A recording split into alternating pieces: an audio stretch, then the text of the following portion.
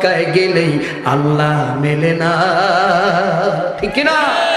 মক্কায় গেলেই যদি কোন মানুষ আল্লাহরে পাইতো তাহলে তো আবু জাহেল পাইতো। আবু জাহেলের বাড়ি কোথায়? কথা বলতে হবে, মুখ খোলেন, জবান খোলেন, আলোচনা ভালো হবে ইনশাআল্লাহ। আবু জাহেলের বাড়ি কোথায়? মক্কায়। সারা জীবন মক্কায় থেকে খানায় কাবার পাশে ওর বাড়ি। খানায় কাবা সারা জীবন তপ করে ও জীবনে আল্লাহরে খুঁজে পাইল না। তুমি বাংলাদেশের সেকেন্ড আবু জাহেল, তুমিও মক্কায় গিয়ে আল্লাহরে খুঁজে পাবে না। মদিনায় গেলেই কোন মানুষ যদি নবীরে পাইতো আব্দুল্লাহ বিন উবাইর পাওয়ার কথা। সারা জীবন নবীর পিছনে ঘুরে ঘুরে নবীরে পাইল না। তুমি বাংলাদেশের সেকেন্ড আব্দুল্লাহ বিন উবাই, তুমি মদিনায় গিয়ে আমার নবীরে পাবা না, এটা সম্ভব না। তো হুজুর আপনার নামাজ পড়াচ্ছে লম্বা কিরাত দিয়ে, সভাপতি সাহেব দেখলে তো মারাত্মক ব্যাপার, পিছন থেকে কিচ্ছু কয় না। হুজুর বুঝেছে আমার রেড সিগন্যাল দিতেছে আর সামনে আগানোর কোনো সুযোগ নাই। হুজুর থামে গেছে। কেন? হুজুর ধৈর্যশীল। কি বাবাজি কথা ঠিক আছে কিনা? হুজুর কি ধৈর্যশীল। আমাদের দেশের বর্তমান ওলি কারা? আমরা ওলির বাড়ি যাই না? আরে কথা বল না কেন? ওলি মানে অভিভাবক, ওলি মানে বন্ধু। কার বন্ধু? আল্লাহর বন্ধু, ঠিক না?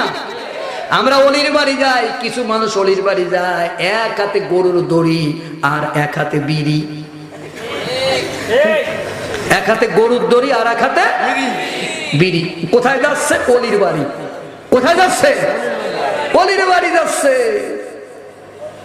কিন্তু কি জানে অলির সংজ্ঞা কি? আবার দেখি ঢাকাতে মাঝে মাঝে গান হয়, ব্যানারে লেখে ওলিয়ে কামেল সদরউদ্দিন শাহ ওরস মুবারক। এটা বলে মঞ্চে আসে গান গায়, দয়াল মুর্শিদ গুরু গো লোহারে বানাইলা কানসা সোনা, মুর্শিদি চরণ যে করছে সাধন, বিনা দুধে দই পাতিয়া খাইতাছে মাখন। কথা কন না কেন? সেই মাখন খাইলে পরে ভবে, সেই মাখন খাইলে পরে ভবে ক্ষুধা তৃষ্ণা লাগে না, লোহারে বানাইলা কানসা সোনা। অলির দরবারে গান হচ্ছে। অলি কারে কয়? ওই হারামখোর জানে না। অলি আল্লাহর বন্ধু, আল্লাহ পরিচয় করায়া দেবে, ঠিক কিনা বলেন? আল্লাহ রাব্বুল আলামিন অলির পরিচয় করায়া দিচ্ছেন। ওয়া কাআইয়িম মিনান নাবিয়্যি ক্বাতালা মাআহু রিব্বিউনা কাসীর। এর আগে অনেক নবী রাসূল চলে গেছে, তাদের সাথে মিলেমিশে অনেক অলিরা বাতিলের বিরুদ্ধে লড়াই করেছে। সুবহানাল্লাহ। অলিরা বাতিলের বিরুদ্ধে লড়াই করেছে। কার কথা? আর এখনো অনেক অলি আছে বাতিলের সামনে হাত মিলিয়ে সমাজে চলাফেরা করে। কতক্ষণ? বাতিলের টাকা না হলে ওর ওরস হয় না। আপনি চলে যান সিলেটের মাটিতে, যদি বলা হয় হযরত শাহজালাল সিলেটের মাটিতে কেন আসলেন? আমরা বলি ইসলাম প্রচারের জন্য। ভুল ইতিহাস। মূল ইতিহাসটা হলো during the rule of king Gour Gobinda a divided Muslim Burhanuddin slaughtered a cow on the occasion of the হাকিকা of his newborn son. Gour গোবিন্দর শাসনামলে বুরহানুদ্দিন নাম করে একটা ডিভাইডেড মুসলমান তার ছেলের হাকিকা উপলক্ষে একটা গরুকে জবাই করেছিল। এটা ছিল তৎকালীন গৌরা গোবিন্দর কাছে বড় অপরাধ, কারণ ওয়ারশিপ দ্য কাউ, তারা গরুরে পূজা করেছিল। গরু হলো তাদের মা। এই অপরাধের ধরে আনা হলো বুরহানুদ্দিন। গৌরা গোবিন্দ বুরহানুদ্দিনকে ধরে আনা হলো, বলা হলো বুরহানুদ্দিন তুমি তোমার ছেলের জন্য আমার মাকে কুরবানি করেছো, আর আমি আমার মায়ের জন্য তোমার ছেলেরে কুরবানি করলাম। এটা বলে কাট ইনটু পিসেস, কেটে কেটে টুকরা টুকরা করে দিল। বুরহানুদ্দিনের একটা হাত কেটে ফেলে দিল। এই খবর নিয়ে তিনি চলে গেলেন দিল্লিতে। তখন দিল্লির সম্রাট আলমগীর ডেকে বললেন, ও আলমেরা, আমি কিছুদিনের ভিতরে শ্রীহট্টে, সিলেটের পূর্ব নাম ছিল শ্রীহট্ট, আমি সেখানে একদল সেনাবাহিনী পাঠাইতে চাই। ওই বাহিনীর প্রধানকে হবে তোমরা আমারে বলে দাও। আলেমেরা বললেন, আগামী 3 দিনের ভিতরে দিল্লিতে প্রচন্ড ঝড় হবে, সমস্ত বাতিগুলো নিভে যাবে। আপনি যদি কারোর ঘরে বাতি পান তাকে সিলেটের সেনাপতি বানায় পাঠাবেন। প্রচন্ড ঝড় শুরু হয়ে গেল।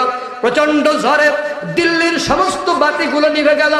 সম্রাট ঝড়ের পরে বের হলেন। কোনো ঘরে বাতি নাই। তিনি দেখলেন একজন সাধারণ সৈনিকের ঘরে টিম টিম করে বাতি জ্বলতেছে। উকি মেরে দেখলেন ওই বাতির সামনে বসে সাধারণ একজন সৈনিক গাজী সালাউদ্দিন আল্লাহর কোরআন তেলাওয়াত করতেছে। তারে বানানো হলো সেনাপ্রধান, বানায়া সিলেটের মাটিতে পাঠানো হলো। তিনি আসলেন, এসে দেখলেন সুরমা নদীতে নৌকা নাই, সব ডাঙায় তুলে ফেলেছে। জায়নামাজ বিছালেন, সুরমা নদী পার হলেন। জায়নামাজ বিছাইয়ারে বাবা দিলা নদী পারি, তাই দেখিয়া গৌর গোবিন্দের পরাণ গেল উড়ি রে বাবা, পরাণ গেল উড়ি। সিলেট ভূমি ধন্য হইল তোমার পরশ পাইয়া, দোয়া করো মোরে হযরত শাহজালাল আউলিয়া। তিনি জায়নামাজ বিছায় সুরমা নদী পার হলেন। অনেকে এটার অবিশ্বাস করতে চান, অবিশ্বাসের কোনো সুযোগ নাই। খাইবারের যুদ্ধ বিজয় হয়, খাইবারের যুদ্ধ বিজয় হয়, খাইবারের যুদ্ধ শুরু হয়ে গেল। কানুস দুর্গ বিজয় হয় না। নবীজি এক একজন সেনাপতির দায়িত্ব দেন, কোন সেনাপতি দুর্গ দখল করতে পারেন না। ঈশার নামাজ জানতে নবীজি বললেন, আমি আগামীকাল যারা সেনাপতির দায়িত্ব দেব সে আল্লাহরে বেশি ভালোবাসে, আল্লাহ তারে বেশি ভালোবাসে। হযরত উমর বললেন, সারা রাত আমার ঘুম হলো না, আল্লাহরে কে বেশি ভালোবাসে, আল্লাহ কারে বেশি ভালোবাসে। ফজরের আজান হলো, আসসালাতু খায়রুম মিনান নাওম। চারিদিক থেকে মুসল্লিরা আসলো নামাজ আনতে। নবীজি বললেন, আমার আলী কই? একজন বললেন, আলীর চোখ উঠেছে, জামাত করতে পারে নাই। নবীজি বললেন, আমার আলীরে নিয়ে আসো। দুজন সাহাবীর কাঁধে ভর করে আলী আসলেন। নবীজির নিজের থুথু মোবারক আলীর চোখের ভিতর লাগাই দেওয়ার সাথে সাথে আলীর চোখের শক্তি দ্বিগুণ বেড়ে গেল। সুবহানাল্লাহ। আলীর হাতে জুলফিকার তুলে দিয়ে বললেন, ও আলী, এই জুলফিকার নাও, খাইবারের বিজয় আল্লাহ তোমার হাতে দেবে। হযরত আলী জিহাদের ময়দানে গেলেন। বিপক্ষীয় সেনাপতি মুরাহাব আলীর সামনে এসে বললেন, ও আলী, তোমার নাম কি আলী বিন আবু তালেব? আমার সামনে কেন এসেছো? তুমি কি জানো না পৃথিবীর কোন বীর আমার সামনের থেকে মাথা নিয়ে যাইতে পারে না? তুমি আমার বন্ধুর ছেলে, সুযোগ দিলাম বাড়ি ফিরে যাও। ওয়াকালে স্ত্রীকে বিধবা করো না, সন্তানগুলোকে এতিম করে দিও না।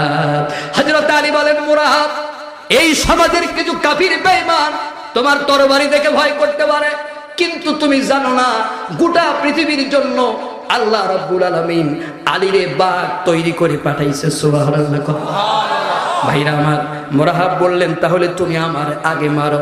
আলী বললেন, মুসলমান কাউরে আগে মারে না, তুমি মারো, আমি প্রতিহত করি।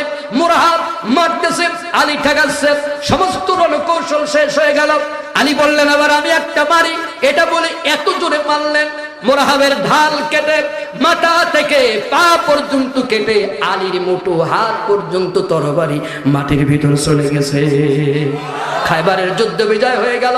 নবীজি পরের দিন সকালবেলা আলীরে বললেন, ও আলী, আমি শুনলাম জিহাদের ময়দানে তোমার ঢাল ভেঙে গিয়েছিল, কি দিয়া যুদ্ধ করেছো? আলী বললেন, ইয়া রাসূলুল্লাহ, কাগজ দুর্গের কপাটের দিকে হাত বাড়ালাম, সাথে সাথে কপাট আমার হাতের ভিতরে চলে আসলো। কষ্ট করে বেতের বাড়ি দেওয়া হয়েছে।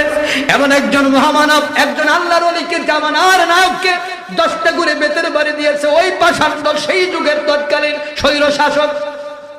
তারপরও হযরতে ইমাম আবু হানিফা রাহমাতুল্লাহ আলাইহিকে বাতিলের বিরুদ্ধে মাথা নত করাইতে পারে নাই। তারপরে তাকে বিষপানে হত্যা করা হয়েছে, তারপরেও তাকে বাতিল পক্ষে আনতে পারে নাই। এরাই হলো আল্লাহর ওলি, আর এই সমস্ত ওলিদেরকে আল্লাহ ভালোবাসে। সুবহানাল্লাহ। আস্তে না জোরে। এরপর আল্লাহ রাব্বুল আলামিন বলতেছেন, ইয়া আইয়ুহান নাবিয়্যু হাররিজিল মুমিনিনা আলাল কিতাল। হে নবী, মুমিনদেরকে যুদ্ধের জন্য উৎসাহিত করো। ইয়াকুম মিনকুম 20 সাবিরুনা ইয়াগলিবু মিয়াতাইন। সবরকারীর সংখ্যা যদি হয় 20 জন, কাফির পালায় যাবে 200 জন। সুবহানাল্লাহ। এরপর আল্লাহ আবার বলতেছেন, ওয়া ইয়াকুম মিনকুম মিয়াতুন ইয়াগলিবু আলফাম মিনাল্লাযিনা কাফারু বিআন্নাহুম কওমুল লা ইয়াফ আল্লাহ বলেন এমনি ভাবে সবরকারীর সংখ্যা যদি হয় 100 জন, কাফির পালাবে 1000। আল্লাহু আকবার। তাহলে সবরকারী দুর্বল না শক্তিশালী? আরো জোরে। সবরকারীর সংখ্যা যদি হয় 100 জন, কাফির পালাবে কয় হাজার? 1000। ঘোষণা কার? এরপরে আল্লাহ বলেন আল-আনা খাফফাল্লাহু আনকুম ওয়া আলিমা আন্না ফীকুম দুআফা। বেশ আল্লাহ বুঝে নিয়েছেন তোমাদের ভিতরে দুর্বলতা আছে। ফাইয়াকুম মিনকুম মিআতুম সাবিরাতুন ইয়াগলিবু মিআতাইন।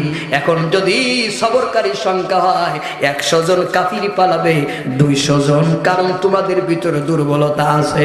ও মুসলমানেরা, ও আমার এলাকার মানুষেরা, এই দুর্বলতা বলতে আল্লাহ রাব্বুল আলামিন মুসলমানদের 4টা দুর্বলতার কথা বুঝাইছে। কয়টা?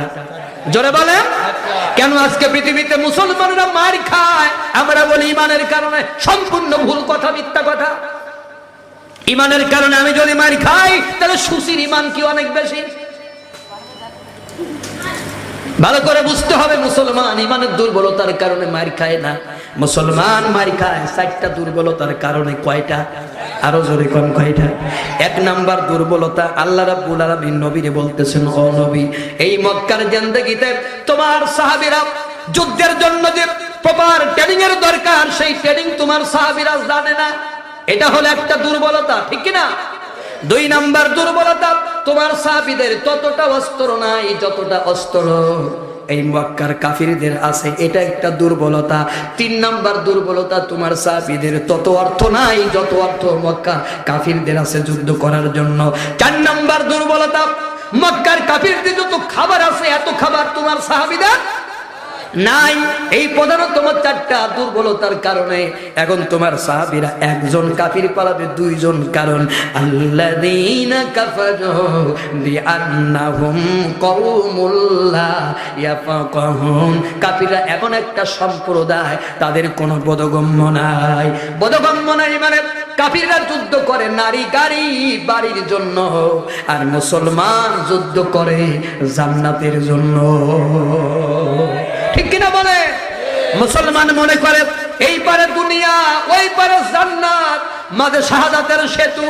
এই সেতু পার হলেই জান্নাতে চলে যাব। সুবহানাল্লাহ। কিন্তু কাফের মনে করে মরলে দুনিয়াটা মস্ত বড়, খাও দাও ফুর্তি করো। আরে নারী গাড়ি বাড়ির জন্য তারা যুদ্ধ করে, যেমন মুতা প্রান্তরে যুদ্ধ হবে। আল্লাহ নবী 1 লক্ষ রোমান সৈন্যের বিরুদ্ধে ঘোষণা করলেন মাত্র 3000। এখানে অনেক যুবক আছেন, লেখাপড়া করেন। 1 লাখের যদি 3000 দিয়ে ভাগ দেন 33.33 হবে। তার মানে একজন মুসলমান সমান 33 জন কাফের মদিনার জিন্দেগিতে পারে নাই। সুবহানাল্লাহ। নবীজি বললেন এই যুদ্ধের প্রধান সেনাপতির দায়িত্ব পালন করবেন আমার পালক পুত্র যায়েদ। তুমি কোথায়? তিনি বললেন আমি হাজির আছি। নবীজি বললেন যায়েদ যদি শহীদ হয়ে যায়, 2 নাম্বার সেনাপতির দায়িত্ব পালন করবেন আব্দুল্লাহ বিন রাওয়াহা। বললেন জাফর বিন আবু তালেব তুমি কোথায়? তিনি বললেন আমি হাজির আছি। নবীজি বললেন জাফর যদি শহীদ হয়ে যায়, 3 নাম্বার সেনাপতির দায়িত্ব পালন করবে আব্দুল্লাহ বিন রাওয়াহা। তুমি কোথায়? তিনি বললেন আমি হাজির আছি। নবীজি বললেন 3 জন যদি শহীদ হয়ে যায়, জিহাদের ময়দানের সেনাপতি কে তোমরা নিযুক্ত করে নেবে? জিহাদের ময়দানের সেনাপতি লাগবে 1 জন। নবীজি 3 জনের নাম ঘোষণা করলেন। তার মানে আরো যদি লাগে তোমরা নিযুক্ত করে নেবে। তার মানে 3 জনের শাহাদাত কনফার্ম হয়ে গেল, শিওর হয়ে গেল। ঠিক কিনা বলেন? আল্লাহ রাসূল বললেন তোমরা বাড়ি যাও, শেষ বিদায় নিয়ে আসো। হযরতে যায়েদ বললেন ইয়া রাসূলুল্লাহ, আপনি আমার বাবা, আমাকে আদেশ করেছেন, আমার মা আয়েশা ঘরের থেকে সব শুনেছে, বিদায়ের কোনো দরকার নাই। এরপরে জাফর বাড়ি গেলেন। বাড়ি গিয়া স্ত্রীকে দেখে বলেন প্রাণের বিবি, আল্লাহর নবী আমাকে জিহাদের ময়দানে সেনাপতি করে পাঠাচ্ছে। জীবনে তোমার কোন হক যদি আদায় করতে না পারি, আল্লাহর রাস্তায় মাফ করে দিও। আমার সন্তানগুলোকে দ্বীনের রাস্তায় তৈরি করে দিও। হযরতে জাফরের স্ত্রী আল্লাহর দরবারে হাত তুলে বলেন রব্বুল আলামিন, আমার স্বামীকে রাসূলুল্লাহ জিহাদের ময়দানের জন্য 2 নাম্বার সেনাপতি ঘোষণা করেছে। আমি আমার স্বামীকে জিহাদ থেকে ফিরাবার কোনো হক রাখি না। আয় আল্লাহ, আমার স্বামীকে জিহাদের গাজী বানায়া আমার কাছে ফিরাইয়া দাও। ওই জায়গায় যদি আমাদের স্ত্রীরা হতো তাহলে বলতো জিহাদে যাওয়ার দরকার কি, ঘরে ঢোকো। কি বলতো? ঘরে ঢোকো। এতই কোনা। অনেকে বলতেছে হুজুর তা মানতাম না, জিহাদের ময়দানে চলে যাইতাম। পারতেন না, কারণ আমাদের অনেক ছেলে আছে বউয়ের ভয়ে মারে খাবার দেয় না। আসতে কোন কে জোরে কোন, এই এলাকায় আছে না? আমাদের অনেক বউরা আছে, তাদের ভয়ে অনেক ছেলে বাপরে খেতে দিতে। আহা, কিন্তু নতুন কালে কি বউ ওরকমের আসছিল? ঘুমটা দিয়ে কি অবস্থা, কিচ্ছু বোঝে না। শাশুড়ি গিয়ে কইছে মাগো কিছু খাও না, মা। শাশুড়ি মনে করছে কোন অলির ঘরের অলিবে আমার সংসার। বউ নতুন এসে শ্বশুর বাড়ি, ধরে না কোনো বায়না, মুখে কিছু তুলে দিলেও গিলে খেতে চায় না। আরে নাটক আছে নাকি আজকে? হ্যাঁ, তাহলে বলবো না ভাই, বলেন। এই মারাত্মক সেনসিটিভ ব্যাপার, বলে টিকে থাকতে পারবো? এই দেখেন না কত আওয়াজ কমে গেছে। বউ নতুন এসে শ্বশুর বাড়ি, ধরে না কোনো বায়না, মুখে কিছু তুলে দিলেও গিলে খেতে চায় না। ঠিক না? কিছুদিন গেলে পরে সবই বঞ্চিত করে, কিছুদিন গেলে পরে সবই বঞ্চিত করে, পেতে চাই সবটুকু মন। হায় রে লক্ষ্মী বউ, হায় আদরের বউ। বউয়ের ভয়ে মারে খেতে দেয় না, বাপরে খেতে দেয় না। এমন সুসন্তান আপনাদের এলাকায় আছে কি না? আমি পুত্রবধূদের বলে যাই, ও পুত্রবধূরা, শাশুড়িরে বড় মাছের মাথা দিবা না, বড় মাছ দিবা না, ছোট ছোট মাছ দিবা, কাটা দিবা। অনেকে বলে হুজুর এমন মাছ করে গেলেন আগামীকাল অত্যাচার বেড়ে যাবে। আমি কই ও পুত্রবধূ, কিছুদিন পরে তুমিও শাশুড়ি হবা। তুমি যদি আজকে তোমার শাশুড়িরে ছোট মাছের মাথা দাও, তোমার শাশুড়িরে খেতে যদি না দাও, তোমার পুত্রবধূ তোমার চাইতে মডার্ন হবে, তোমার চুলির ঘেটি ধরে তোমার ঝাঁটা পিটা করে বাড়ি থেকে বের করে দেবে। ঠিক কিনা? এইটা মনে রাখো পুত্রবধূরা।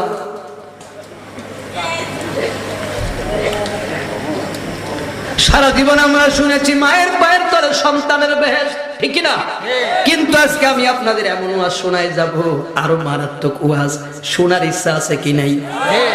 কিন্তু ভাই এমন একটা দিন ওয়াজ নিছি, পরাণ ভরি ওয়াজ শোনাবার আমার সময় নাই। তারপরেও বলে রাখি, আমি এখন ওয়াজ করি 1 ঘন্টা 1.5 ঘন্টা, 1 ঘন্টা 25 মিনিট 20 মিনিট, এর বেশি না। কিন্তু আপনাদের আজকে সময় দিছি আমি 2 ঘন্টা। তারপরে ওরা ঠেলে হুজুর আর একটু বাড়া। এখন আমার অনেকে বলে হুজুর আগে তো 2.5 ঘন্টা ওয়াজ করতেন, 3 ঘন্টা, এখন আস্তে আস্তে আপনার সময় কমে যাচ্ছে কেন? তো এরকমের প্রশ্ন এখন ফেসবুকে এই ছেলেরা মাঝে মাঝে আমারে করতেছে। তা আমি তো ওদের ফেসবুকে সুর দিতে পারি না, ফেসবুকে শুধু SMS করা যায়, ঠিক না? তা এই জন্য আমি এখন বলি, সকল দিন কি সমান যায় রে বেটা। এই পাশে ঠক ঠক আওয়াজ করে, কারাতে ধর দিন ওদের, জানে না ওরা আমার বাড়ি ঘুরলে কি কষ্ট হয়। সকল দিন কি সমান যায় রে বেটা। আমি কদিন আগে ছিলাম খোকা, কি ছিলাম আরো জোরে কর, আমি কদিন আগে ছিলাম খোকা, এখন হইছি জেঠা। সকল দিন কি সমান যায় রে বেটা। আমার জীবন থেকে 22 বছর চলে গেল ওয়াজ করতে করতে। এই আমাদের একটা ছেলে ও এয়ারফোর্সে চাকরি করে না, এয়ারপোর্টে আছে, আমারে বলতেছে আপনারে তো দেখে মনে হচ্ছে না, ওই যে আমার ভাই দাঁড়ায় আছে, আমারে কয় যে আপনারে তো দেখে মনে হচ্ছে না আপনার এত বয়স, আমারে নাকি যুবক যুবক লাগতেছে। হ্যাঁ, কেন যুবক লাগবে না? কারণ আমি খাওয়ার আগে ডাল ভাত খেয়ে উঠছি। আপনি বেশি বেশি ডাল খাবেন, দেখবেন আপনার চেহারা ভালো হচ্ছে। আর বর্তমান যে অবস্থা, তাতে ডাল ভাতই খাওয়া ভালো। কথা ঠিক কিনা বন্ধুগণ আমার? তো আমি 22 বছর পার করতেছি, এখন এত ওয়াজ আমার করার আর সাধ্যে কুলাচ্ছে না। আসেন আলোচনায় যাই। কোন জায়গায় রাখলাম? মায়ের সম্মান, মায়ের মর্যাদা কত একটু জানাই দেব না আপনাদের। বনী ইসরাইলদের ভিতরে একজন আল্লাহর ওলি ব্যক্তি ছিলেন, তার নাম হলো জুরাইস। নাম কি? সবাই মুখস্থ করেন, নাম কি? জুরাইস একটা ইবাদতখানা বানালেন। ইবাদতখানা, ও আমারে বলেছে একটু আগায় বসতে, মানে আপনাদের একটু আগায় বসতে বলেছে। একটু জিকিরের তালে তালে ফাঁকা জায়গা পূরণ করেন। লা ইলাহা, তোমরা আগাইও না, তোমরা শক্ত করে বসে থাকো। কয়জন পিছনের ভাইরা চলে আসেন। লা ইলাহা ইল্লাল্লাহ, জোরে জোরে জোরে জোরে। লা ইলাহা, আল কোরআনের মুক্ত ঠিকানা, চালাও মোদের কাবার সীমানা। মারহাবা কর। যে পথ ধরলে পাইনি তোমায়, সে পথ গামী করো না। ইনিল হুকম ইল্লা লিল্লাহ, লা ইলাহা। ভাই, যদি আপনি 4 আঙ্গুল পথ আগান, তাহলে আপনি বুঝবেন আপনার মনে কোনো সংকীর্ণতা নাই, আপনার উদারতা আছে। আপনি 4 আঙ্গুল জায়গা আপনার ভাইকে ছেড়ে দিতে আপনি প্রস্তুত আছেন। আর যদি ওই 4 আঙ্গুল জায়গা আপনি না আগায় বসতে পারেন, তাহলে আপনি বুঝবেন আগামীতে সম্পদ ভাগ করলে আপনি আপনার ভাইদের 100 জায়গা ছাড় দিবার মন মানসিকতাও আপাতত আপনার ভিতরে নেই। একটু জিকির করি লা ইলাহা, একটু বাস্তব কথা। এই জায়গা যদি একটু আগায় বসতে পারে না, সে কি সম্পত্তিতে তার ভাইদের ছাড় দিতে পারে? লা ইলাহা ইল্লা, একটু একটু মনটার আওয়াজ বাড়বে। লা ইলাহা ইল্লাল্লাহ, লা ইলাহা ইল্লাল্লাহ মুহাম্মাদুর রাসূলুল্লাহ। সকলে পড়ুন সাল্লাল্লাহু আলাইহি ওয়াসাল্লাম। ভাইরা, কষ্ট হয়? জুরাইজ একটা ইবাদতখানা বানাইয়া ওই জায়গায় ইবাদত বন্দেগী করতেন। হঠাৎ করে একদিন তার মা, ভালো করে শুনবেন, এটা গুরুত্বপূর্ণ একটা হাদিস। হঠাৎ করে একদিন তার মা ইবাদতখানার বাইরে দাঁড়ায় বলতেছে, ও জুরাইজ, আমি তোমার মা, তুমি আমার সাথে কথা বলো, আমি তোমার সাথে কথা বলতে চাই। জুরাইজ তখন সিজদায় পড়ে কাঁদতেছিল। জুরাইজ মায়ের ডাকে সাড়া দিলেন না, মায়ের কথার গুরুত্ব দিলেন না। শুনতেছেন? মা জননী অনেকক্ষণ ডাকাডাকি করে ফিরে চলে গেল। পরের দিন আবার জুরাইজের মা এসে বলতেছে, ও জুরাইজ, আমি তোমার মা, তুমি আমার সাথে কথা বলো। সেদিনও জুরাইজ মায়ের ডাকে সাড়া দিল না। মা অনেকক্ষণ ডাকাডাকি করে বাড়ি ফিরে চলে গেলেন। 2 দিন হয়ে গেল। পরের দিন আবার জুরাইজের মা জুরাইজের ইবাদতখানার সামনে দাঁড়াইয়া চিৎকার দিয়ে বলতেছে, ও জুরাইজ, আমি তোমার মা, তুমি আমার সাথে কথা বলো। সেদিনও জুরাইজ মায়ের ডাকে সাড়া দিলেন না, সিজদায় পড়ে কাঁদতে থাকলেন। কয়দিন হলো? জুরাইজ আল্লাহর দরবারে, জুরাইজের মা আল্লাহর দরবারে হাত তুলে বলেন, রব্বুল আলামিন, আমি জুরাইজের মা, আমি জুরাইজকে গর্ভে ধারণ করেছি। 3 দিন হয়ে গেল আমার জুরাইজ আমার ডাকে সাড়া দিল না। আমি মা জননী তারে দুধ পান করাইছি, ডেলিভারি করাইছি, আমার ডাকে সাড়া দিল না, আমার সাথে কথা বললো না। আমি মনের ভিতরে ব্যথা পাইছি। আয় আল্লাহ, আমি জুরাইজের জন্য দোয়া করলাম, বদদোয়া করলাম, যতদিন পর্যন্ত মানুষেরা আমার জুরাইজকে জেনাকারী বলে না ডাকবে, ততদিন পর্যন্ত আমার জুরাইজের কাছে আজরাইল পাঠাবা না। কি বুঝলেন ওয়াজটা বলেন? 3 দিন ধরে মা ডাকছে, সাড়া দেয় নাই। 3 দিন পরে সে বলতেছে, আল্লাহ, আমি জুরাইজের মা, তাকে গর্ভে ধারণ করেছি, আমার জুরাইজ আমার ডাকে সাড়া দিল না। রব্বুল আলামিন, আমি জুরাইজের জন্য বদদুয়া করলাম, যতদিন পর্যন্ত আমার জুরাইজকে মানুষ ব্যভিচারী মানে জেনাকারী বলে না ডাকবে, আমার জুরাইজের মৃত্যু দিবা না। মানুষে মনে করলে মহিলা পাগল, এই দোয়া কি কবুল হবে? এত বড় আল্লাহর ওলি কে জেনাকারী বলে ডাকবে? কিছুদিন হয়ে গেল, মানুষে ভুলে গেছে। কিছুদিন পরে বনী ইসরাইলেরা জুরাইজের ইবাদতখানার বাইরে দাঁড়াইয়া চিৎকার করতে লাগলো, জুরাইজ বের হও, আমরা তোমার সাথে কথা বলতে চাই। জুরাইজ বের হলো না। বের না হয়ে সিজদায় পড়ে কাঁদতে লাগলো। এবার বনী ইসরাঈলদের হাতে যে রড ছিল, শাবল ছিল, ওগুলো দিয়ে ইবাদতখানা ভাঙতে শুরু করে দিল। এবার জুরাইজ বাইরে এসে বলতেছে, ও বনী ইসরাঈলেরা, আমার ইবাদতখানা ভাঙলো কেন? বনী ইসরাঈলেরা বলে, ও জুরাইজ, এই যে মহিলার সাথে করে নিয়ে আইছি, এই মহিলার কোলে যে বাচ্চা আছে, আমরা বললাম মহিলা তোমার তো বিয়ে হয় নাই, বাচ্চা কোথায় পাইছো? এই মহিলা বললেন, আমার গর্ভের যে সন্তান ওই ইবাদতখানায় যেই লোকটা ঘুমায় ওই লোকটার ঔরসে এই সন্তানের জন্ম হয়েছে, সে হলো এই সন্তানের বাবা। ও জুরাইজ, এই ইবাদতখানা তুমি ছাড়া কেউ থাকে না, সুতরাং তুমি এই সন্তানের বাবা। কিন্তু তোমার এই মেয়ের সাথে বিয়ে হয় নাই, তুমি জানা করেছো, তোমার কোনো ক্ষমা নাই, আমরা তোমার ইবাদতখানা ভেঙে দেব। এবার বলেন, তারা জুরাইজকে জেনাকারী বলে ডাকতেছে, কার দোয়া কবুল হয়েছে কি হয় নাই? মায়ের দোয়া কবুল হয়ে গেছে। এবার জুরাইজ নিচে নামলেন, নেমে বাচ্চার পেটে একটা টুকা মারলেন, আর সাথে সাথে বাচ্চা জবান খুলে গেল, বাচ্চা কথা বলতে শুরু করেছে। এবার জুরাইজ বলতেছে, ও বাচ্চা, তুমি বলো তোমার বাবাকে। এইবার বাচ্চা যে জবাব দিল তা আপনাদের শোনার ইচ্ছা আছে কিনা? সবার শোনার ইচ্ছা আছে, কিন্তু দুঃখের বিষয় আমার আজকে বলার ইচ্ছা না। অসম্ভব কন্টাক্ট ছিল, চা খাওয়া যাবে না, কিন্তু আপনারা আজকের মতো সার দিচ্ছি আমরা। এই এরকম একটা কন্টাক্ট ছিল না, আমি খাইলে আপনারা খাবেন, আপনারা না খাইলে আমি। আপনি মুরব্বী মানুষ, আজকের মতন খান। জি, আমি খাইলাম না, আমি সম্মান করলাম আপনাদের, ঠিক কিনা বলেন? তাহলে বাচ্চা কি কথা বললো শোনার ইচ্ছা আছে, ঠিক কিনা? এটা বললে যে ভাই আগামী বছর এরা আমাদের দাওয়াত দেবে না, তাহলে তো বোঝা যাচ্ছে আপনাদের ওয়াজ ভালো লাগতেছে। আলহামদুলিল্লাহ কোন? আচ্ছা ঠিক আছে, এটা যদি বলতেই হয় আমি বলে দেব, দাওয়াত দেন দেন, না দেন না দেন, তাতে কি? এটা কোনো সমস্যা না। আমি এলাকার ছেলে, এই থানার মানুষ, আপনার পাশের ইউনিয়নের মানুষ। আমি যদি এসে আপনার মসজিদে বলি যে জুমার আলোচনা করবো, আমার কেউ ঠেকাবে?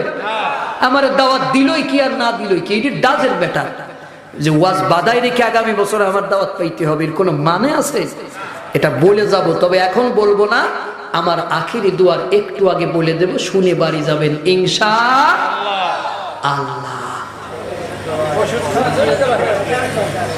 কি হয়েছে? না, আমি না বলে যাব না, কথা দিছি না, মনে কিসের ঠকঠকানি হবে? আমি বলছি বলে দেবো ইনশাআল্লাহ। জোরে কোন তো, সবাই মিলে জোরে কোন ইনশাআল্লাহ। আচ্ছা, এরা যে প্যাকেট করছে আমি যা শুনলাম, তাতে তো এই কয়জনে আমরা দুই দুই প্যাকেট নিলেও ফুরাবে না। আমার মাথায় এখন টেনশন, এরা কি করবে আগামীকাল? এত খিচুড়িরা কে করবে? আপনাদের বিশ্বাস আরো লোক আসবে ইনশাআল্লাহ? তো একটু পরেই তো দোয়া হবে, খিচুড়ি তো ভাগ করবে একটু পরে, সে ফেরেশতারা কোন সময় আসবে? আরো এতগুলো আছে রাস্তায়, ওদের তো দ্রুত দরকার, কারণ আমি এখনই শেষ করতে যাচ্ছি, তাই না ভাই? বেশি সময়ের আছে, তা আমি এখন প্রসেস করতেছি। এই কয়জন লোক আমাদের সামনে বসে আছে, ওরা তো বিপদে পড়বে। যারা যারা বাইরে আছেন ভিতরে দৌড় মারেন তাড়াতাড়ি, রহমতের ফেরেশতারা দেখবেন নাজিল হবে। খিচুড়ি খাওয়ার জন্য লজ্জা লজ্জা। আরে যুবক, তুই কোরআন শুনতে পারলি না, কপাল পোড়া, ঠিক কিনা কন? কোরআন না পড়িয়া যে গেল মরিয়া, কবরে থাকবে একা একা, কেউ না দিবে তোরে দেখা, ঠিক কিনা বলে? শোনো ভাই মুআল্লিম, কোরআনের দাও তালিম, কোরআনের ছোঁয়া লাগিলে পালাইয়া যায় বেজালিম রে, পালাইয়া যাই বেজালিম। পরেন, শোনো ভাই মুআল্লিম, কোরআনের দাও তালিম, কোরআনের ছোঁয়া লাগিলে পালাইয়া যায় বেজালিম রে, পালাইয়া যাইবে জালিম। এই কোরআন পড়ো, কোরআন ধরো, কোরআন দিয়ে জীবন গড়ো, কোরআন পড়ো, কোরআন ধরো, কোরআন দিয়ে জীবন গড়ো, কোরআনের সাথে করো সখা, কেউ না দিবে তোরে দেখা। বলেন কোরআন না পড়িয়া, জোরে বলেন কোরআন না পড়িয়া যে গেল মরিয়া, কবরে থাকবে একা একা, কেউ না দিবে তোরে দেখা। মারহাবা, আসতে না জোরে। সম্মানিত বন্ধুগণ আমার, জাফরের স্ত্রী আল্লাহর দরবারে হাত তুলে বললেন, রব্বুল আলামিন আমার স্বামীকে রাসূলুল্লাহ 2 নাম্বার সেনাপতি করে পাঠাচ্ছে, তার জিহাদ থেকে ফিরাবার কোনো হক আমি রাখি না। মনে আছে তো ওয়াজটা? আমি তোমার দরবারে দোয়া করি, আল্লাহ আমার স্বামীকে জিহাদের গাজী বানাইয়া আমার কাছে ফিরাইয়া দাও। এমন স্ত্রী আপনাদের ঘরে হোক, আপনারা চান কি না? তাইলে আগামী ভ্যালেন্টাইন ডে একটু রাস্তা দিয়ে ঘুরে বেড়াবেন।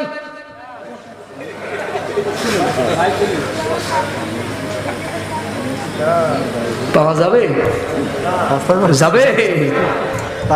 ফুল নিয়ে বলবে, আমি 1 বছর অপেক্ষা করতেছিলাম তোমার জন্য।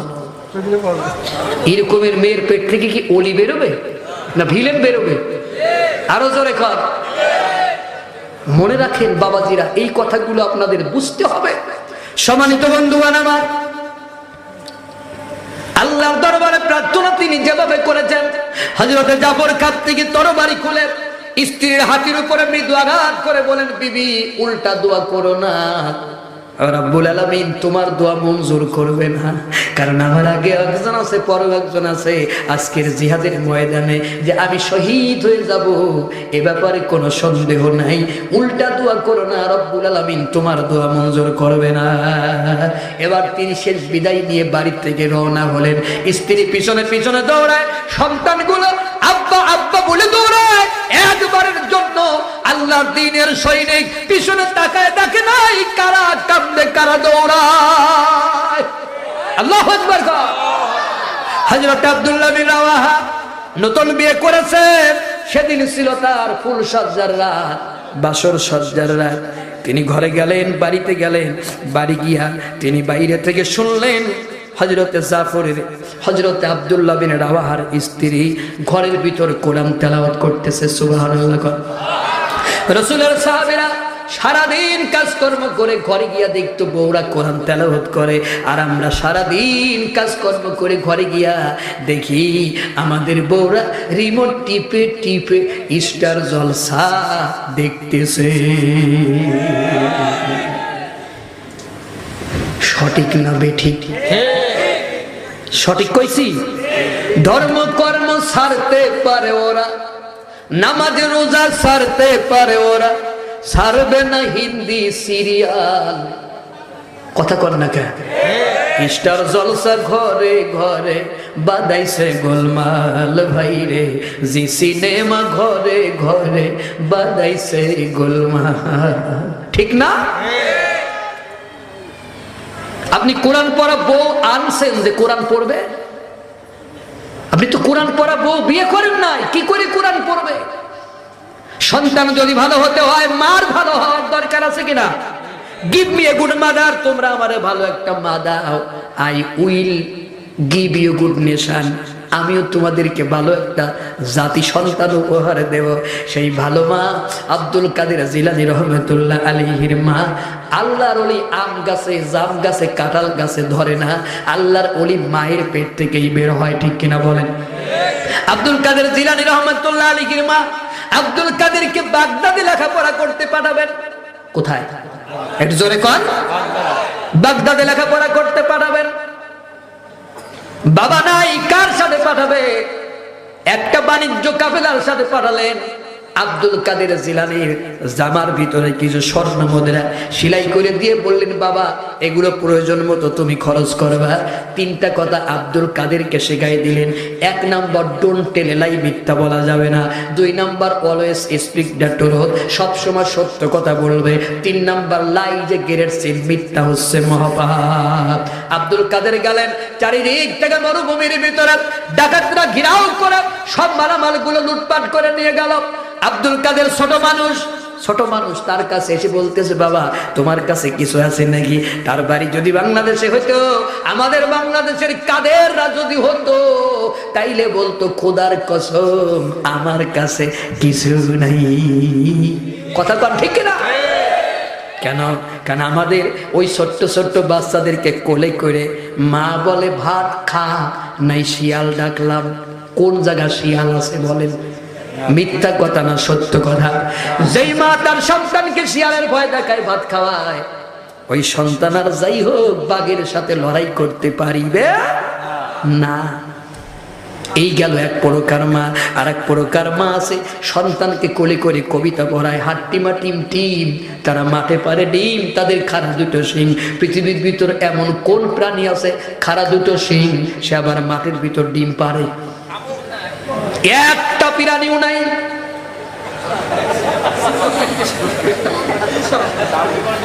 বাপুরাম সাপুরে কোথা যাস বাপুরে? আয় বাবা দেখে যা, দুটি সাপ রেখে যা, যেই সাপের চোখ নাই, নাক নাই, মুখ নাই, করে না কো ফুসফাস, মারে না কো ঢুস ঢাস। পৃথিবীর ভিতরে এমন কোন সাপ আছে ফুসফাস ঢুস ঢাস মারে না, ওইটা ধুরা সাপেও মারে। এটা সত্য কথা না মিথ্যা কথা? এটাও মিথ্যা কথা। আগডুম বাগডুম ঘোড়া ডিম সাজে, ঢাক ঢোল সাজুর বাজে, বাজতে বাজতে চললো ঢুলি ঢুলি গেল কমলা ফুলি। কমলা ফুলির টিয়েটা সূর্যি মামার বিয়েটা, সূর্যি মামার বিয়ে কবে হবে মা? এটাও তো হবে না। এটাও মিথ্যা কথা, ঠিক কিনা বলেন? মিথ্যা কথা বললে মানুষ চোর হয়, কোরআন পড়লে মানুষ ওলি হয়। আমার দেশে চোরের সংখ্যা বেশি না ওলির সংখ্যা বেশি? আরো জোরে কর।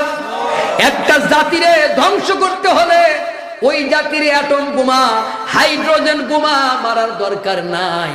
ওই জাতির শিক্ষা ব্যবস্থা যদি ধ্বংস করে দিতে পারেন, ওই জাতি আগামী কয় বছরের ভিতরে ভিনদেশীদের দালাল হয়ে যাবে।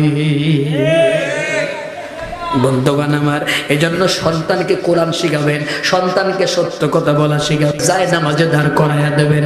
আল্লাহ আমাদের কবুল করে নিন, বলেন আমিন। হযরত আব্দুল্লাহ বিন রাওয়াহা ঘরের বাইরে দাঁড়ায় বলে, বিবি একটু কোরআন তেলাওয়াত থামাও, আমার কয়টা কথা শোনো, মনে আছে ওয়াজ? স্ত্রী ডেকে বললেন, স্বামী আপনি বাহিরে কেন, ভিতরে আসেন। আব্দুল্লাহ বললেন, না ভিতরে যাওয়া যাবে না, আমাকে আল্লাহর নবী 3 নাম্বার সেনাপতি করে পাঠাচ্ছেন, তোমার জীবনে কোনো হক আদায় করতে পারলাম না, আল্লাহ রাস্তায় মাফ করে দিও। স্ত্রী বলেন, স্বামী ঘরে আসেন, প্রেম নিবেদন করব না, ভালোবাসা চাইব না, আমি আপনাকে বিয়ের আগে মাত্র একবার দেখেছি, আর একবার ভালো করে দেখতে চাই, যাতে করে কিয়ামতের ময়দানে আপনাকে স্বামী হিসাবে চিনে নিতে পারি।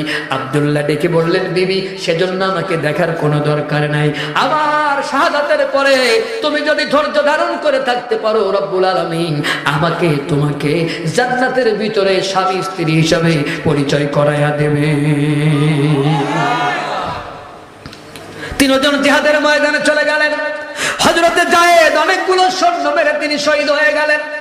হযরতে আব্দুল্লাহ, হযরতে জাফর বিন আবু তালেব ডান হাতে পতাকা নিলেন, ডান হাত কেটে ফেলেছে কাফির বেঈমানেরা। বাম হাতে পতাকা নিলেন, বাম হাত কেটে ফেলেছে। দুইটা কাটা হাত দিয়া পতাকাটারে বুকের সাথে জড়ায় ধরে পাঁচের সাহাবীরে ডেকে বলে, ও রাসূলের সাহাবী, আমার শেষ সালাম রাসূলুল্লাহর কাছে পৌঁছে দিও, আমি এখন শহীদ হয়ে যাচ্ছি, কারণ আমার নাকের ভিতর জান্নাতের সুঘ্রাণ এসে গেছে। আবু ওবায়দা বলেন, জাফরের শাহাদাতের খবর শুনে দৌড় শুরু করলাম। কাছে যাওয়ার আগেই দেখি কালিমার পতাকা কে জানি উঁচু করে ধরেছে। আমরা কাছে গিয়ে দেখলাম জাফরের দুইটা হাত কেটে দুদিকে ফেলে দিয়েছে, দুইটা পা কেটে দুদিকে ফেলে দিয়েছে, শরীরটারে টুকরা টুকরা করেছে কাফির বেঈমানেরা। শুধু মাথা এক কোনায় পড়ে থেকে ইসলামের পতাকা মাটিতে পড়তে দেয় নাই, কামড়ায়া উঁচু করে ধরে রেখেছে। কোন একদিন এদেশের আকাশে, কোন একদিন এদেশের আকাশে কালিমার পতাকা দুলবে, সেদিন সবাই খোদাই বিধান পেয়ে দুঃখ বেদনা ভুলবে। আবু ওবায়দা বলেন, জাফরের সমস্ত শরীরটারে একত্রিত করলাম, কাফন পরালাম, পা থেকে মাথা পর্যন্ত চুমা খাইলাম, এরপরে দাফন করে দিলাম। রাত্রবেলায় স্বপ্নের ভিতরে দেখলাম হযরত জাফর জান্নাতের ভিতরে আল্লাহর ফেরেশতাদের সাথে উড়ে বেড়ান। আমি বললাম, জাফর, আল্লাহ তোমার সাথে কি আচরণ করেছে? হযরত জাফর বলেন, আবু ওবায়দা, জান্নাতের যত নাজ নিয়ামত আছে আল্লাহ আমারে সব দিয়েছে। আর বলছে, জাফর তুমি কি কি চাও? আমি বলছি, রব্বুল আলামিন কিছু চাই না, আমাকে আরেকবার জমিনের ভিতর পাঠাই দাও, আমি আমার জীবন তোমার জন্য আরেকবার কুরবানি করতে চাই। আল্লাহু আকবার। এর নাম হলো সবরকারী। এর নাম কি? আরো জোরে কর। এর নাম হলো সবরকারী। আপনি যারে তারে সবরকারী বলেন। একজন মাইর খেয়ে শুয়ে পড়তেছে, আপনি তারে সবরকারী বলেন। এই আলোচনার ভিতরে কোন জায়গা দেখলেন সবরকারী মাইর খায়? তাহলে আজকের একটা ধারণা আমাদের পরিবর্তন হলো কি হলো না? কথা বলতে হবে। পরিবর্তন হলো? আল্লাহ আমাদের কবুল করে নিন, বলেন আমিন। আরো জোরে বলেন আমিন। সম্মানিত ভাইয়েরা, এখন আমি আপনাদের আর কি খেদমত করব বলেন? একটা ওয়াজ বাকি আছে। ওই বাচ্চার পেটে একটা টোকা মারলো, সাথে সাথে বাচ্চার জবান খুলে গেল, ঠিক কিনা বলেন? এটাই তো আমি আপনাদের বলে দিব ইনশাআল্লাহ। এটা আমি কিছুক্ষণের ভিতরে আপনাদের বলে দিব। তো আমাকে কর্তৃপক্ষ বলেছে, কমিটিরা বলেছে, আমার ছোট্ট ছোট্ট ভাইয়েরা বলেছে আমি যেন কিছু কালেকশন করে দেই। আসলে এখানে মসজিদ হচ্ছে, মসজিদের জন্য তাদের কিছু অর্থের দরকার, টাকার দরকার। আমি জানি আমার এলাকাটা খুব ধনাঢ্য নয়, এই এলাকাটার মানুষ খুব যে মানে কোটি কোটি টাকার মালিক এমনও নয়। সাধ্যের ভিতরে থেকে সাধ্য অনুযায়ী আপনারা কিছু টাকা পয়সা দিবেন। আমি কালেকশনের বক্তা না, আমি কালেকশন করতে পারি না। তারপরেও তারা আমাকে বলেছে এটা আমার নৈতিক দায়িত্বের ভিতরেই পড়ে যায়। তো এটার পরে আমি হয়তো এর জন্য কয়েক মিনিট সময় নিব, বেশি সময় না। এরপরে আমি আমার মূল আলোচনায় আবার ফিরে আসব যদি আপনারা অনুমতি দেন। আমি কি কয়টা মিনিট এই মসজিদের জন্য কালেকশন করতে পারি? জোরে বলতে হবে, পারি? ধরেন আপনি দিবেন না, এখন আপনার করণীয় কি কি? আপনি কি উঠে চলে যাবেন? গেলে কি হবে? না, আমি আদবের দরকার নেই, আপনি চলে যান, এটা সমস্যা না। কিন্তু গেলে কি হবে একটু জানতে চান না? শোনেন, এই যে ক্যামেরাগুলো দিয়ে আমার রেকর্ড করতেছে, আমি একটি কথা অস্বীকার করতে পারবো, কথা বলতে হবে, একটি কথা অস্বীকার করতে। কিন্তু আপনাদের কেউ রেকর্ড করতেছে কার ক্যামেরায়? কোরআন শরীফে কি এমন কোন আয়াত আছে? অবশ্যই আছে। মা ইয়ালফিজু মিন কাউলিন ইল্লা লাদাইহি রাকিবুন আতীত। মানুষ এমন কিছু করে না, বলে না যা ফেরেশতারা রেকর্ড করে না। আপনাদের রেকর্ড হচ্ছে, আল্লাহর ভিডিও ক্যামেরা রেকর্ড করতেছে। কিয়ামতের ময়দানে এই রেকর্ড চালাই দিয়া আপনারে বললো যে আব্দুর রহমান মাহফিলের কোন জায়গা ছিলি? আমার ঘরের জন্য যখন কালেকশন হচ্ছিল তখন আপনি বললেন যে আল্লাহ আমি মাঝখানে বসেছিলাম এবং 2 লাখ টাকা দিছিলাম। ইসলাম কোন জঙ্গি ধর্ম নয়। 500 টাকা দেন, তারপরে গেল রাত হচ্ছে, বোঝেন? আর একজন কমিটিরা আল্লাহ আল্লাহ করতেছে, তারা আমি কোন সময় যাব, তাদের শেষ বক্তা আমি।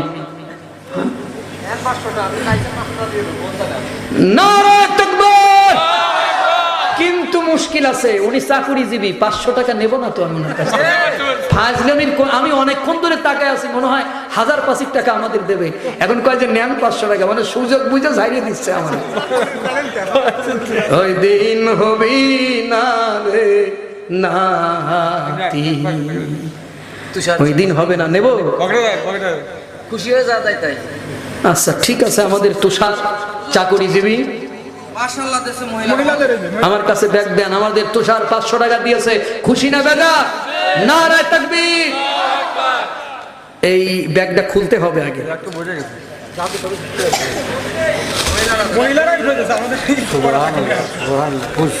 এরা মনে করছে 2 টাকা 1 টাকার নোট, কিন্তু এরা জানে না কত 100। এই হাতে এটা ধরি, না হলে বলবেন এই একটা বারবার দেখাচ্ছে। এটা কত? আরো আছে কত? 100। তাহলে এদের টাকার পরিমাণ কম না বেশি? যারা মাকে ভালোবাসো না তাদের ওয়াজ শুনে লাভ হবে না। কথা কোন ঠিক কিনা? আরে স্বার্থ ছাড়া বন্ধু বান্ধব কাছে আসে না, বিনা স্বার্থে দুনিয়ায় কেউ ভালোবাসে না। স্বার্থ ছাড়া ভালোবাসে শুধু শাশুড়ি মা।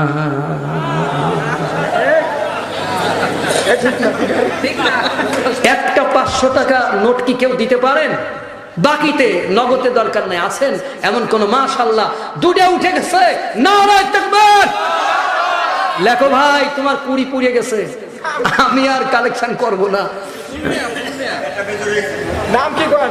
না 21 টাকা ভালো। ফুলমিয়া সিন্দাই। ফুলমিয়া সিন্দাই। সিন্দাই নামার অনেক আত্মীয় স্বজনের গ্রাম। কোনডে? পাশের দা। পিছনের বাবাজি, সিন্ধে নামার অনেক আত্মীয় স্বজন, জানেন তো? আমার দাদা বিয়ে করছে ওই গ্রামে। হ্যাঁ, আপনারা এই এলাকায় আমার অনেক আত্মীয় স্বজন আছে। আচ্ছা, ফুলমিয়া সিন্দাই, সামনের জনের বাড়ি সোনাপুর। কি এই পাশে? পাশে সোনাপুর। কত? 500 টাকা। লেখেন, আল্লাহ কবুল করুন, আমিন কোন। খালাতো ভাই বলে দে, এটা ইসলাম কোন জঙ্গি ধর্ম নয়, ইসলাম কোন জঙ্গি ধর্ম নয়। ওরে ইসলামের ওই শত্রু যারা, ইসলামের ওই শত্রু যারা, তারাই জঙ্গি হয়। ইসলাম কোন জঙ্গি ধর্ম নয়। বলেন, ইসলাম কোন জঙ্গি ধর্ম নয়। শান্তির দূত বিশ্ব নবী, বিশ্ব জাহানের শান্তি দিলেন ধরার বুকে সবার আসরে। ঠিক না? জোরে বলতে হবে। নবী কোরআনের বাণী প্রচার করে, নবী কোরআনের বাণী প্রচার করে জগৎ করলেন আলোকময়। ইসলাম কোন জঙ্গি ধর্ম নয়, ইসলাম কোন জঙ্গি ধর্ম নয়। ইসলাম সে তো পরশ মানিক পেয়েছে কে বলো তারে, তারে পরশ। আচ্ছা আমার বলেন তো, ইসলাম কি কেউ পাইছে? কিন্তু আমরা কি পাইছি বলেন তো? শুধু গজল শুনলে হবে? বুঝতে হবে আপনাকে আমরা কি পাইছি। ইসলাম যারা পেয়েছে, ইসলাম পেয়ে যারা শোনা হয়েছে, আমরা তাদের দেখে ইসলাম শিখেছি। ঠিক কিনা বলেন? সম্মানিত ভাইরা, আমার মনে হচ্ছে যে আপনারা যারা দাঁড়িয়ে আছেন স্বেচ্ছাসেবক না, এমন লোকগুলো যদি বসে পড়তেন উপকার হতো। মানে যারা স্বেচ্ছাসেবক না, তারা যদি বসে পড়তেন। হ্যাঁ, আমি তো লাইনও আমি করে দিব ভাই। এই গজল আমি আরেকটা বলি, এরা একটা মায়ের গজলের অনুরোধ করছে তো, আর আমারও একটা ওয়াজ বাকি আছে। আচ্ছা, তার আগে একটু ভিতরে ঢোকেন, যে যা পারে একটু দিয়ে দেন দ্রুত। 2 মিনিটই কালেকশন শুরু হবে, 2 মিনিটই। আর যারা স্বেচ্ছাসেবক আমার একটু হেল্প করেন, যারা দাঁড়িয়ে আছে ভাইদেরকে একটু বসিয়ে দেন, একটু দ্রুত জিকিরে তালে তালে লা ইলাহা, একটু জোরে জোরে লা ইলাহা ইল্লাল্লাহ সুবহানাল্লাহ আলহামদুলিল্লাহ লা ইলাহা, আরো জোরে পড়েন, লা ইলাহা ইল্লাল্লাহ লা ইলাহা ইল্লাল্লাহ, আরো একটু জোরে, লা ইলাহা ইল্লাল্লাহ লা ইলাহা ইল্লাল্লাহ লা